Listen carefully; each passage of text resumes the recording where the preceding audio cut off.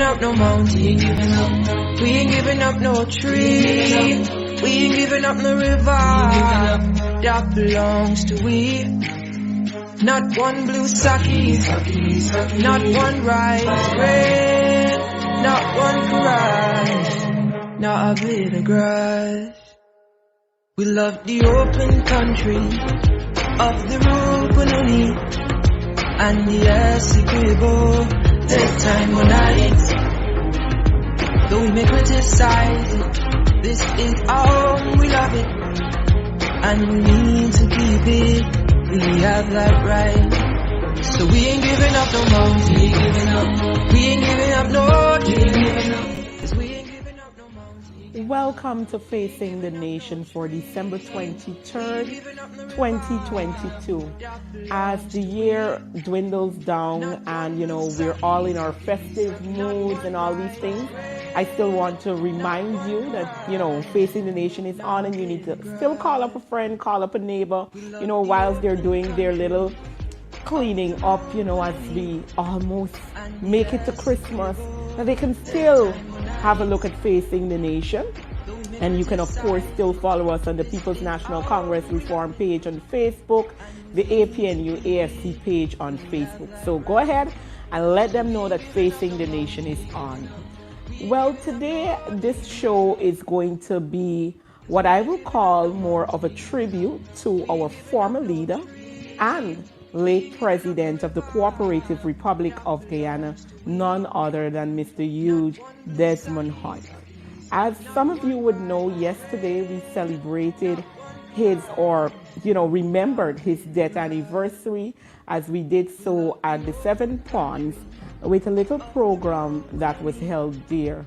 So here is the address by the leader of the People's National Congress Reform as he reflected on our late president and leader and, talked about our current situation. Good morning.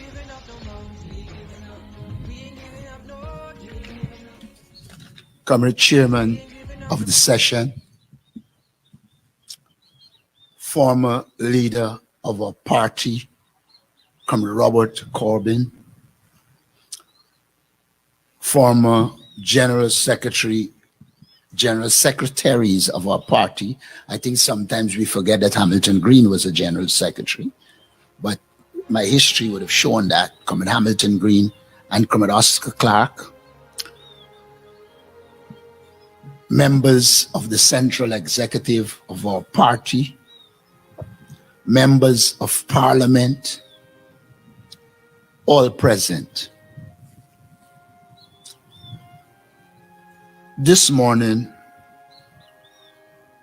I'm speaking with you the week before Christmas. I therefore wish to extend to you and your families the very best for the season. I also wish you a happy and prosperous new year. In particular, I send personal greetings to the sister of President Hoyt, Ms. Gloria Patricia Hoyt. My understanding is that she is unwell at the moment, and I wish her a speedy recovery. 20 years ago, what should have been a traditional Christmas season of cheers was darkened by the death of our second leader of the People's National Congress Reform and president of the Cooperative Republic of Guyana, Mr. Hugh Desmond Hoyt.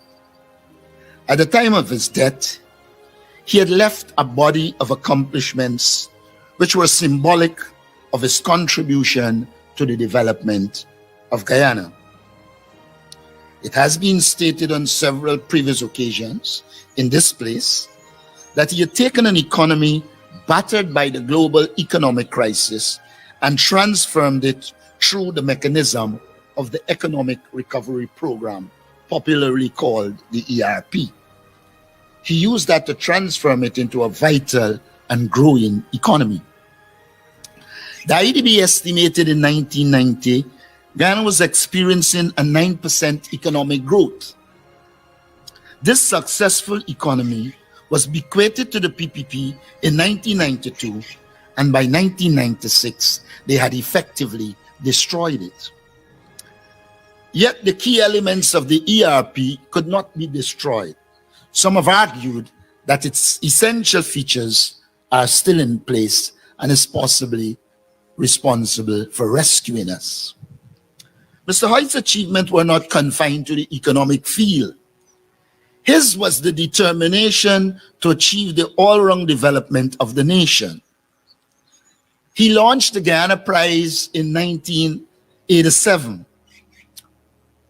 Our leader, Mr. Desmond Hoyt, justified the launching of the prize in the following words: culture was always critical to the development. It was, and I quote, essential to the development of the whole man and the whole citizen, as food and physical health are at a more basic level. Material prosperity, even material self-sufficiency, is not enough. Human beings cannot and should not be so easily satisfied, unquote. He recognized the role of culture in our society, something the present administration will do well to learn. Today, our society seems to be gliding along on our oil wealth without any regard for the cultural development of our people. I wish to re-emphasize here, we in the People's National Congress Reform believe cultural development is important. The policy decision in the field of culture was complemented by a focus on the importance of education. At the same time, the foreign policy of the nation became the center of attention. Relations with our regional and CARICOM neighbors were greatly improved. And we must not forget that it was Mr. Hoyt who was directly responsible for the creation of the Iwakarama Rainforest Project, something which is celebrated today, but people conveniently refuse to accept that it was the brainchild of Hugh Desmond Hoyt who took it to the Commonwealth Conference in 1989 and had it approved. The PNCR has always been inspired by the achievements and purposes of its leaders. We know that Mr. Burnham's leadership inspired Mr. Hoyt. We know that Mr. Hoyt's leadership would have inspired Robert Corbyn. And we know that together, all of those would have inspired David Granger. I wish to submit to you this morning that we, in turn, as members of the PNCR, can learn important lessons from Mr. Hoyt's political life, from his presidency, and from all of those leaders who preceded us. I wish to recall that the period after the 1992 elections was one that tested the party and our supporters.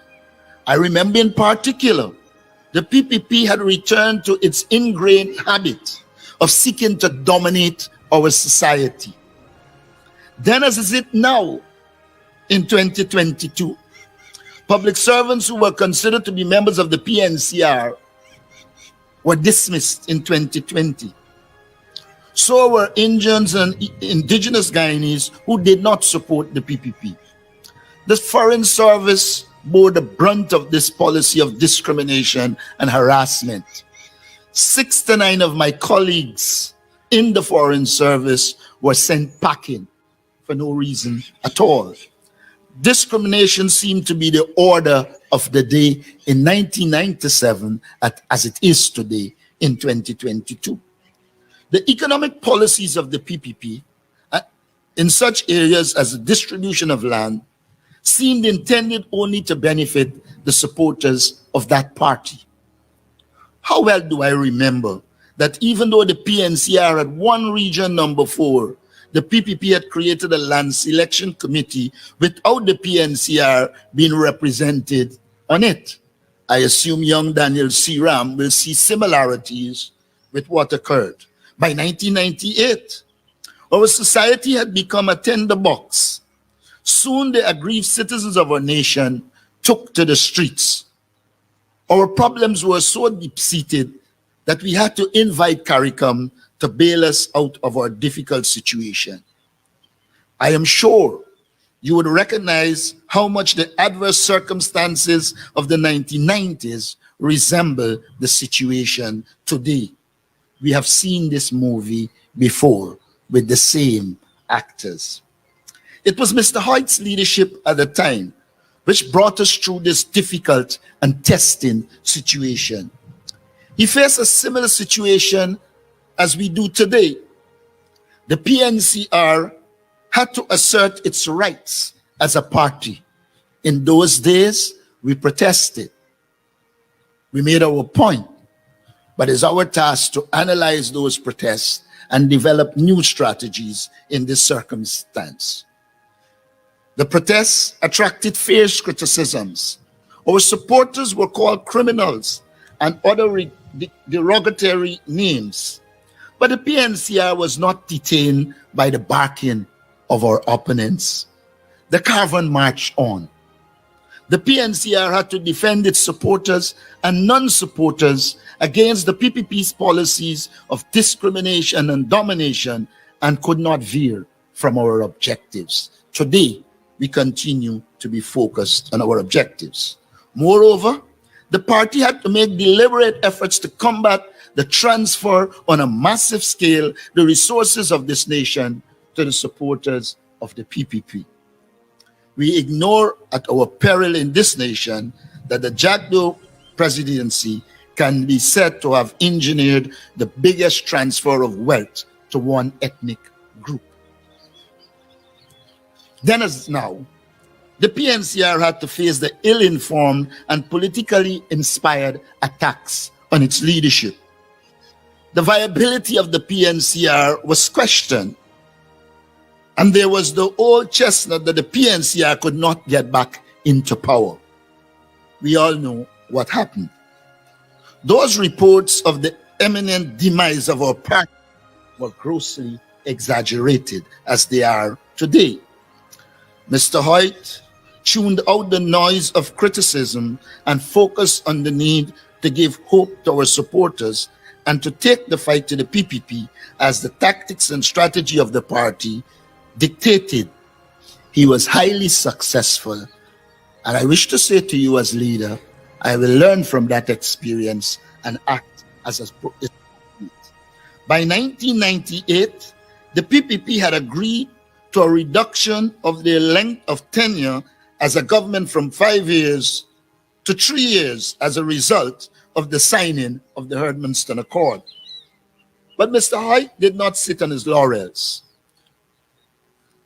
When Mr. Barra Jack Doe succeeded Mrs. Janet Jagan as president, Mr. Hoyt responded to an invitation for dialogue, and I'm convinced that had that dialogue not been sabotaged by the PPP, our country would have been in a better place in terms of its economic development and the relationship between the two main ethnic groups.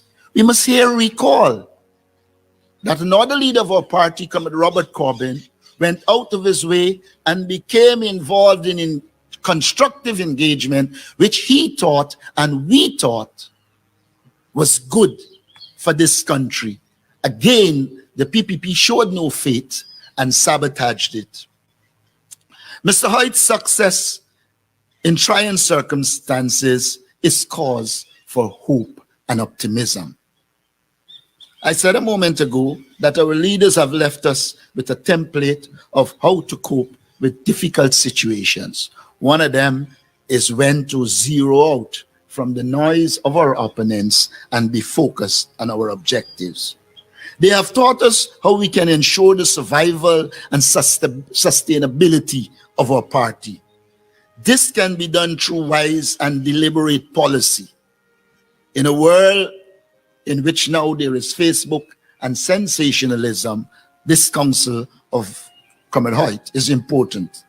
It is necessary that this be stated, for even the average schoolboy or schoolgirl will tell you that these are difficult times. As the former head of the Environmental Protection Agency, my friend Dr. Vincent Adams said recently that the PPP has, I quote, become power drunk, unquote, as a result of having access to the massive resources thrown up by the oil industry. Remember, I referred previously to the massive transfer of wealth to the supporters of the PPP in the 1990s. It is happening again. But it is not only here that we have to contend with the PPP's philosophy of government for their supporters.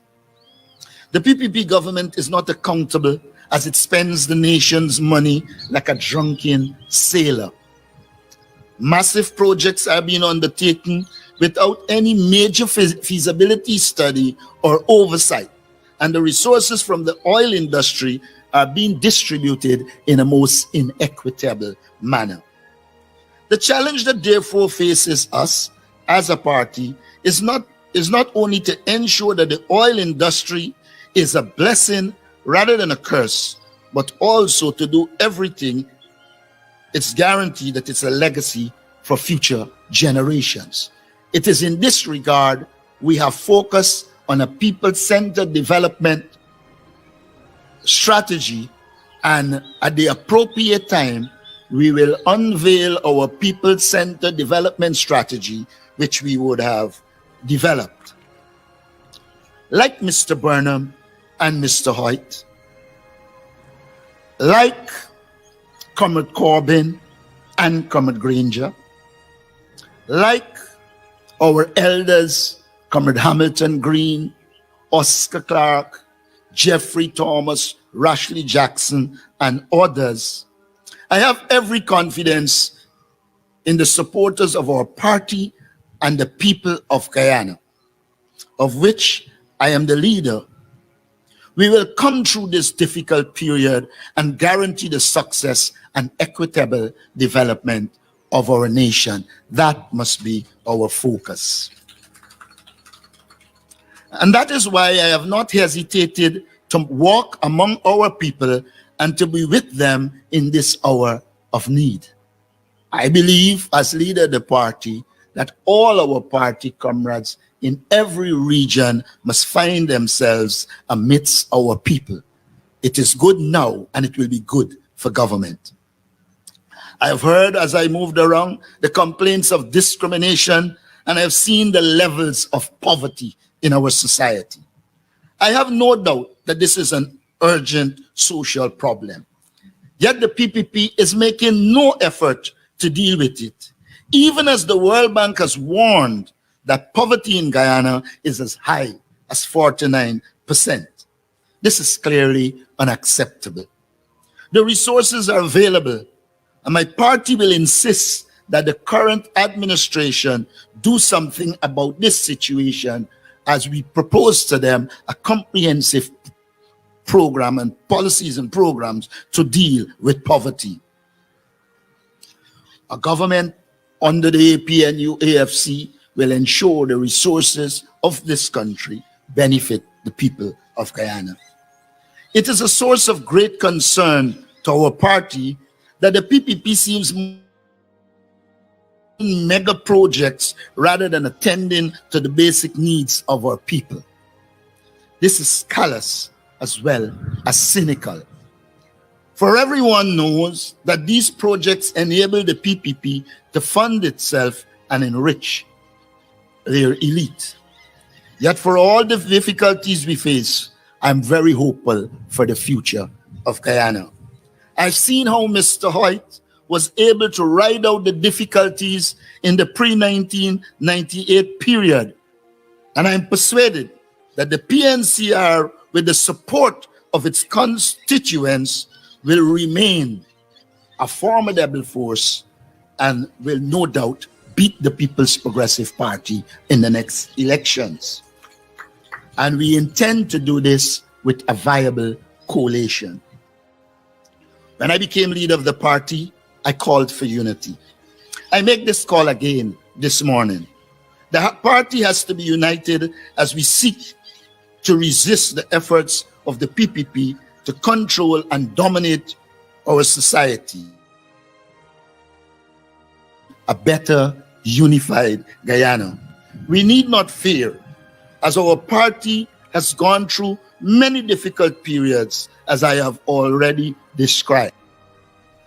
We have survived, we have progressed, and we have prospered. I have no doubt we will do it again. I am convinced that the PNCR is a government, as a government was inclusive, and a government in future with the coalition will be inclusive. I'm satisfied we have the intellectual and other capacity to do it. I'm satisfied that we are competent. But most importantly, I'm satisfied that as a party, we are resilient. I'm satisfied we govern fairly when we were in government, and we operated based on the rule of law. And I believe this is the recipe for success. This is the legacy left us by Hugh Desmond Hoyt. Today, we celebrate his life, 20 years since his passing, and we are indeed thankful for the ideas and activities of Hugh Desmond Hoyt that would have resulted in us becoming the formidable force we are in this country. I thank you.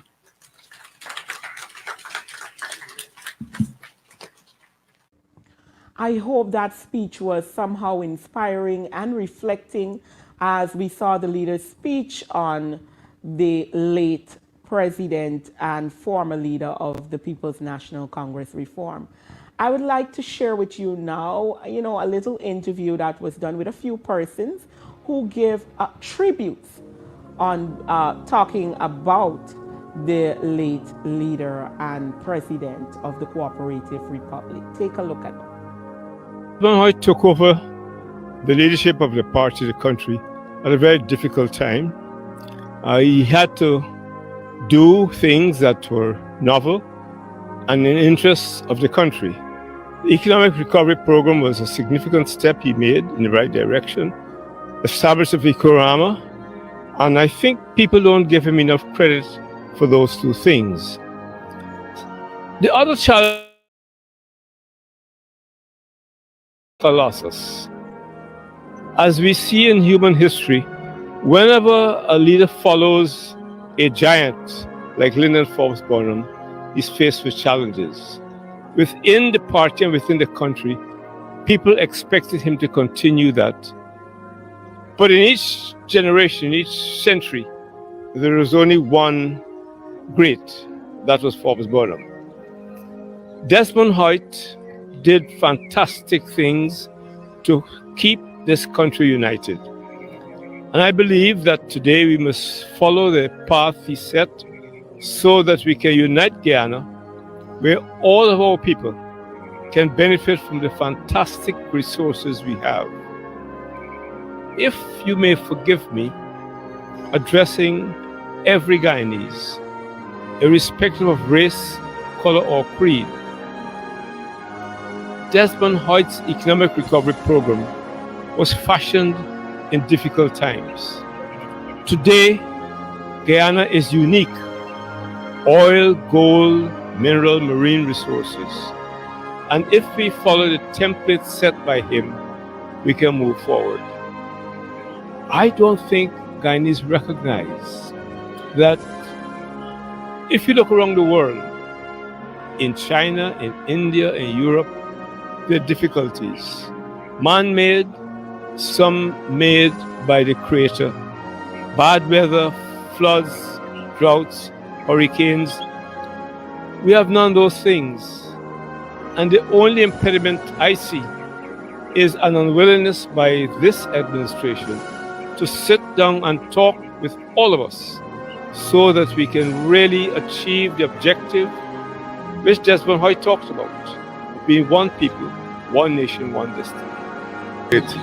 Great Colonel Desmond Hoyt in two capacities. One as Commander-in-Chief. He was my Commander-in-Chief and I served in the Guyana Defense Force. So in that context, he provided sufficient information and resources to the Defense Force to develop both its officers and its ranks. And as a politician, a former president, I think what resonates with me is the Economic Recovery Program that he laid in this country. And as we just heard, that Economic Recovery Program, its fundamental pillars are still existent. And had it not been for Desmond Hoyt and that program, Guyana would not be where it is today. Having said that, there's a lot more to be done in this nation state. We can learn from his work. The beginning of the LCDS is Iro Crammer. We must give him credit for that.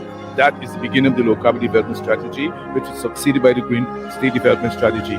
So we can contextualize all of these things and recognize and resonate with the work of you, Desmond Hoyt.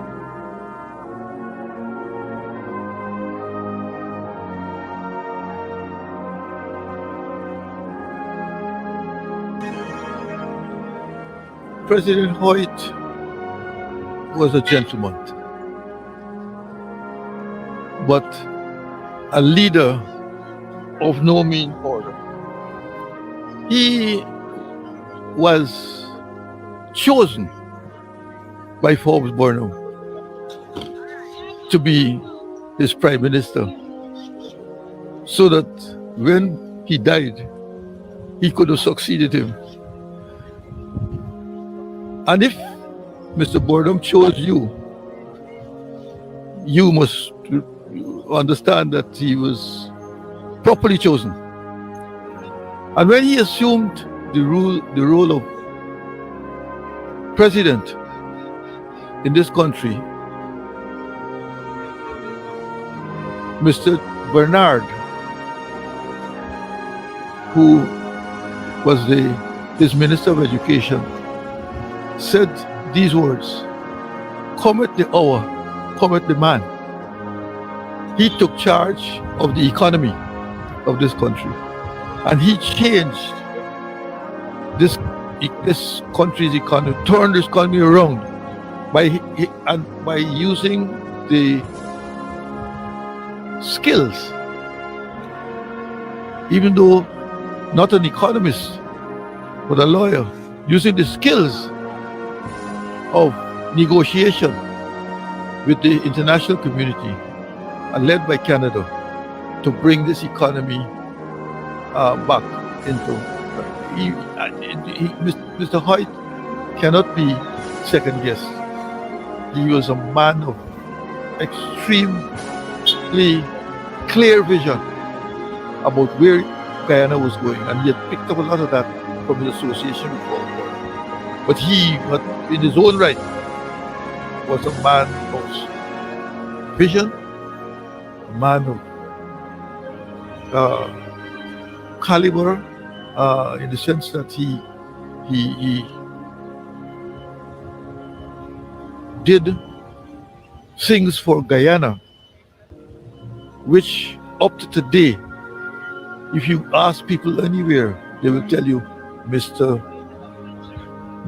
Hoyt was the man who repaired a lot of the damage that had been done on the economic front, and who brought this country to the point where we were all proud as to be Guyanese under him. And so Aubrey mentioned something about him as a cultural icon. He was a cultural icon, a man who understood culture, and he did everything in his power to bring cultural recognition. I mean, following on from what was done before, because, you know, Burnham was introduced in all the religions and so had national holidays and all those things that happened before. When he came in, he crafted a lot of cultural things. For example, he had he was the one who started the recognition of the various racial and cultural groups: Chinese, English, Portuguese, Indian. He invited the Indian troops to come down. You know, he understood the need for cultural diversity, but at the same time, if you're going to get cultural unity, there has to be unity in diversity, and so he organized a lot of things to bring that about. And Mr. Hoyt, I would say Mr. Hoyt was one of the prominent leaders of Guyana. He was from the PNC, but he was a Guyanese leader par excellence. And I would hope that a lot of us have learned and continue to learn from things that he has done, because he has written a lot too. And we must read what he has written, all of his speeches in Parliament and other ways, and we can gain a lot from Mr. Hoyt. Mr. Hoyt was a national icon. And so today, as we observe his 20th death anniversary, we remember him fondly. And we pray God that he will continue to rest in eternal peace.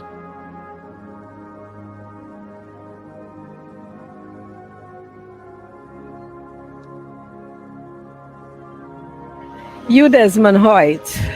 When I think of you, Desmond Hoyt, I think of strength. I think of resilience. I think of leadership. I think of the father figure. You, Desmond Hoyt, from the outside, looked as though he was a very serious man. But when you get to know him, you recognize that he was a very caring individual, and he loved to chat with young people. And so I remember having the opportunity to sit with him, to walk with him in the various communities when persons said, no, he doesn't do that. But he did. We walked all over this country, and he couldn't care less whether it was a dam or whether it was a paved road. Whatever led him to meet his people, he was ready to do that. I remember the guidance he gave to me while I was in Parliament. My very first speech was a budget speech. And I laugh because it wasn't, let me say, political. I brought a schoolgirl speech to Parliament, and afterwards I felt very bad about it. But he called me in and he lectured me in a very kind way and guided me. And from then on, we became very close and we worked very closely together. I do miss him. I remember him so often when so many things go wrong. All the injustices that we saw during his time, and when persons believed that they could have been disrespectful to him, and he stood up and he stood for those principles of respect and also recognition of office, etc. But all in all, I must say that he was a true leader of our party. He was a true leader for people. He cared about people. He always wanted to know about the older folks in the party or folks that he didn't see for some time. And so today coming here and once again celebrating his life is just a reminder and a refueling for me to go on to do the things that he would have wanted us to do as members of the People's National Congress.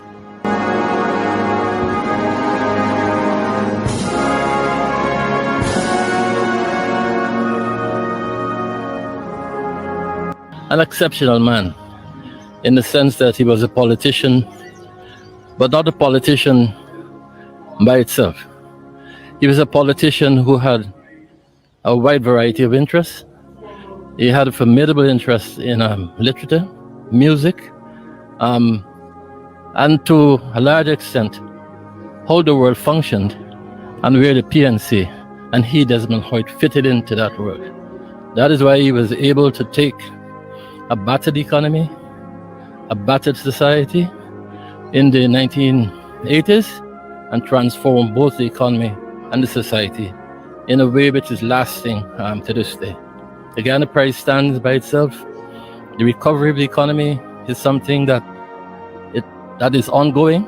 I mean, what is happening now has a lot to do with the ERP, which was started in 1989. And I think generally he's a man who has been underestimated as to his contribution to our survival as a nation. And of course, in the area of foreign policy, he has major achievements. It's under him that the good officer process was started with Venezuela, our relations with CARICOM or repaired, and generally Guyana's standing in the international community rose to a considerable extent.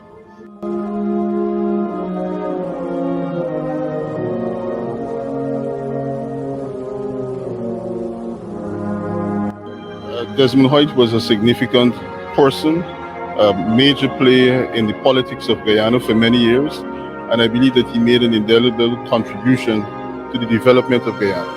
Mr. Hoyt, as a politician, as a statesman, was of the highest order in terms of his personal decorum, the way in which he conducted the affairs of the state while he was president, and the leader of the opposition. He kept the PPP government then to account. He strove for the development of the Guyanese people, the establishment and the defending their rights, and I believe that all material times Mr. Hoyt made in that regard a significant contribution to Guyana. As a leader, he made major decisions that would have affected the life of the country up to now. His decision to ensure that we have a mechanism in place that all the political parties could be satisfied about the elections and his elections process. He made major decisions which form the basis for our economic progress that we're making today. And in terms of the social contribution and consciousness, he made a major decision to establish the Irokamo Rainforest Project, which at the time was the first in the world, and that by itself established him as a visionary to the world, and to which the Guyanese people had already come to accept that Mr. Hoyt had indeed served and made a major contribution to Guyana. And I believe part of his contribution must always be recognized. He made a significant contribution, as I said before, but I believe that his life, his purpose, and his mission, we continue to carry it out today as members of the People's National Congress Reform. As the younger generation, we remain committed to the ideals to see an equitable and a very advanced society.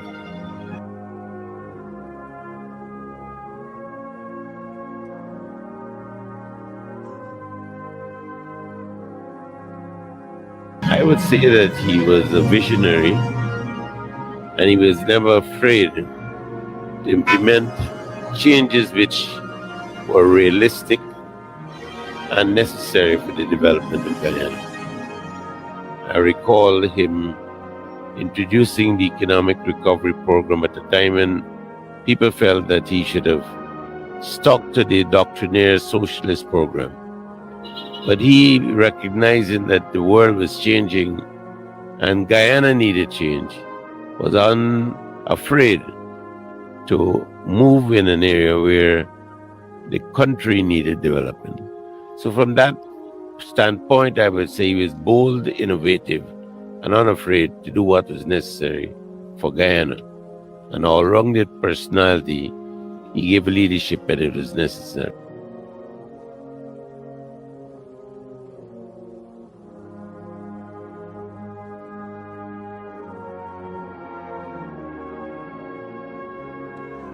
Right, so we saw the tributes coming. I mean, all of them, were, just giving a brief on, how they understood the former leader and, their thoughts and other things as well. So I hope you had a good look at that and enjoyed that as well.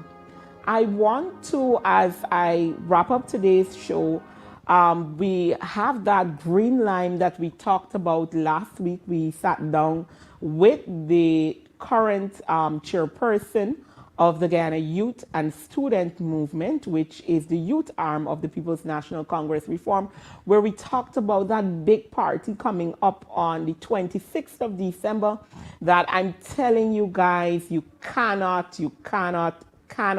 afford to miss it. So, those of you viewing online, you may not be in Guyana, but you can call up a friend, you call up a family member and tell them, look, Boxing night, y'all got a plan. You need to be at the green line and, encourage them as well to come out to that. This is an opportunity to, support something. And it is also an opportunity to, have a nice time. We know that a lot has happened during the year. There are many things that we're not pleased about. There are so many things that through the year we could have said, we're fed up about. And this party as well is a way of helping you relax and ease that part as, you celebrate and come down, as you coming down to the end of the year with people of like mind. So I don't think this is an event that you should miss. My operator will soon pull up the ads for that event. But I just want to remind you that Boxing Night, the 26th of December, which is Monday, that Congress Place is the place to be. I can't remember if I mentioned, but there will be prizes being given away for the best fed up look, whether it's an individual and as well as a group, the best fed up look coming from a group. So there are things to be won, there are prizes to be had, lots of DJs line up, lots of artists. Don't miss this, don't miss it, don't miss it. You can take a look at that ad. The Guyana Youth Student Movement presents the Green Line Edition. December the 26th at Congress Place of Fire. Performing live, Quasi A, the Fame Band, DJ Magnum, DJ Reality, and Mixmaster Tony. Admission $1,000. Cash prizes for individuals and group with the best fed up attire. It's the Green Line Edition. Guyana Youth Student Movement proudly presents Green Line 2022. And we're talking about Boxing Night. And remember, the theme of this event is called Fed Up. So check out Congress Place. We hear me say 26th of December. Your boy DJ Magnum gonna be live up in the building musically. Yeah, me there for entertainment. So no know it I got that. When you hear me say Boxing Night, Congress Place, Green Line 2022. See you. All right. So I hope you took a look at that. You marked it on your calendar and you plan to be in Congress Place on the 26th. As I close off today and Christmas being Sunday, I want to wish you, my viewers, wish you a very, very Merry Christmas, and I hope the season. Also remember the reason for the season, which is the birth of Jesus Christ, our Lord and Savior. And you take some time to reflect on your lives and reflect on family and, really reflect on the true reason and the meaning for the season. And I hope you go out, to church with your family and that kind of thing and give God thanks for life. I want to thank you once again for joining Facing the Nation. And, we have one last show left for the year, and I hope to see you here. And do enjoy the rest of the afternoon. 'Cause we ain't giving up no mountain, we ain't giving up no tree, we ain't giving up no river that belongs to we. Not one blue sake, not one rice bread, not one garage, not a bit of grass. We love the open country of the Rupununi and the Essequibo. Take time on night, though we may criticize it. This is our home, we love it, and we need to keep it. We have that right, so we ain't giving up no mountain. We ain't giving